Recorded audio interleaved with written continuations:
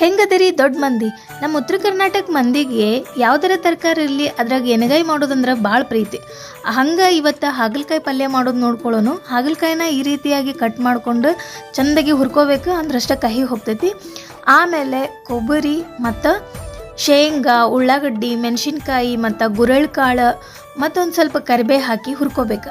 ಆಮೇಲೆ ಅದನ್ನು ಮಿಕ್ಸಿ ಜಾರ್ಗೆ ಹಾಕಿ ಅದಕ್ಕೆ ಕೊತ್ತಂಬರಿ ಸೊಪ್ಪು, ಹುಣಸೆ ಹಣ್ಣು ಮತ್ತು ಒಂದು ಸ್ವಲ್ಪ ಜೀರಿಗೆ, ಧನಿಯಾ ಪುಡಿ, ಅರಿಶಿನ ಮತ್ತು ಬೆಲ್ಲ ಹಾಕಿ ಉಪ್ಪು ಹಾಕಿ ಅದನ್ನು ರುಬ್ಕೊಂಡು ಇಟ್ಕೋಬೇಕು. ಆಮೇಲೆ ಒಂದು ಪಾತ್ರೆಗೆ ಎಣ್ಣೆ ಹಾಕಿ ಬಿಸಿ ಮಾಡೋಕ್ಕಿಟ್ಟು ಜೀರಿಗೆ ಸಾಸಿವೆ ಹಾಕಿ ಅದು ಚಟಪಟ ಅಂತ ಸಿಡಿದ್ಮೇಲೆ ಮತ್ತು ಅದಕ್ಕೆ ಉಳ್ಳಾಗಡ್ಡಿ ಹಾಕಬೇಕು. ಉಳ್ಳಾಗಡ್ಡಿನೂ ಸ್ವಲ್ಪ ಫ್ರೈ ಆದಮೇಲೆ ಹಾಗಲಕಾಯಿನ ಹುರಿದಿಟ್ಟಿರ್ತೀವಲ್ಲ ಅದನ್ನು ಹಾಕಬೇಕು. ಅದನ್ನು ಕೂಡ ಫ್ರೈ ಆದಮೇಲೆ ಮಾಡಿಟ್ಟಿರೋ ರುಬ್ಬಿಟ್ಟಿರ್ತೀವಲ್ಲ ಅದನ್ನು ಮಸಾಲೆ ಹಾಕಿ ಮತ್ತೊಂದು ಸ್ವಲ್ಪ ನೀರು ಹಾಕಿ ಕುದಿಸ್ಬಿಟ್ರೆ ಮಸ್ತ್ ಹಾಗಲಕಾಯಿ ಪಲ್ಯ ರೆಡಿ ಆಕೈತಿ. ರೊಟ್ಟಿ ಜೊತೆ ತಿನ್ನಿರಿ.